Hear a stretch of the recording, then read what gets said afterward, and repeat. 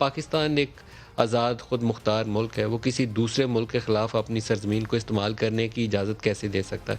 ایک دفعہ یہ مسٹیک ہو چکی ہے 70 کی دہائی میں، ہم امریکہ کا اتحادی بنے، سوویت یونین کے خلاف جہاد افغانستان میں حصہ بنے، اس کے بعد پاکستان کا انجام کیا ہوا؟ اب تو پابندیاں لگا کے چلے گئے، سزا پاکستانی قوم بھگتی رہی کلاشنکوف کی شکل میں، ہیروئن ڈرگز کی شکل میں، انتہا پسندی کی شکل میں. یہ جتنے آرمڈ ملیشیاز ہیں، مسلح جتھے ہیں، یہ سارے شروعات اسی دور سے ہوئی ہے، جس کو بعد میں ہماری غلطیوں کے سبب تیرے کہ یہ ہمارے اثاثے ہیں، کسی دن کشمیر فتح کر کے دیں گے، ہماری بچوں کا وہ خون کے در پہ رہے اور پاکستانی سرزمین خون سے نہاتی رہی، آپ کو اس سے فرق نہیں پڑا. تو اب کیوں بیچ دی جائے؟ اس کے اوپر افسوسناک پہلو یہ ہے کہ ہماری پارلیمنٹ پہ بحث نہیں ہوتی، ہم پروگراموں میں اپنا دل ہلکا کر کے اور آپ کو خبر بتا کے تو چلے جاتے ہیں، لیکن جن لوگوں کو منتخب کر کے آپ نے ایوانوں میں بھیجا ہے، یہ ان کی ذمہ داری ہے کہ اسی ایوان میں جائیں، وہاں ٹائم لگائیں، اس بات کے اوپر لائیو ڈیبیٹ ٹول لوگوں کو دکھائیں، اپنا پوائنٹ آف ویو حکومت بھی سامنے رکھے، اپوزیشن بھی رکھے. ایون سیکورٹی بریفنگ چاہیے تو آرمی چیف کو اور D G I S I کو جو پارلیمنٹری لیڈرز ہیں، ان کیمرہ اجلاس بلا کر ان سے بریفنگ میں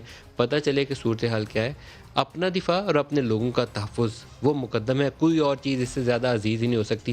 پاکستان کے مفاد میں پاکستان کی سیکورٹی اور پاکستانیوں کی حفاظت اور ان کی فلاح، اس سے بڑھ کر کوئی چیز مقدم نہیں ہے. لیکن ہمارے سامنے آج بھی ایک بیان آیا اور یہ بیان U S national security adviser کا ہے. ان سے سوال کیا گیا کہ پاکستان میں ڈرون اڈوں کے حوالے سے آپ بات چیت کر رہے ہیں، تو ان کا جواب جو ہے وہ انہی کی زبانی سن لیتے ہیں. دکھائیے گا جی. Like to have a drone base in Pakistan. So I'm not going to get into the details of our negotiations with Pakistan. I will only say this. We have had constructive discussions in the military, intelligence, and diplomatic channels with Pakistan about the future of America's capabilities to ensure that Afghanistan never again becomes a base from which Al-Qaeda or ISIS or any other terrorist group can attack the United States. But in terms of the specifics of what that will look like, that will have to remain in those private channels as we work through them. What I will say is that we are talking to a wide range of countries about how we build effective over-the-horizon capacity, both from an intelligence and from a defense perspective, to be able to suppress the terrorism threat in Afghanistan on a going forward basis.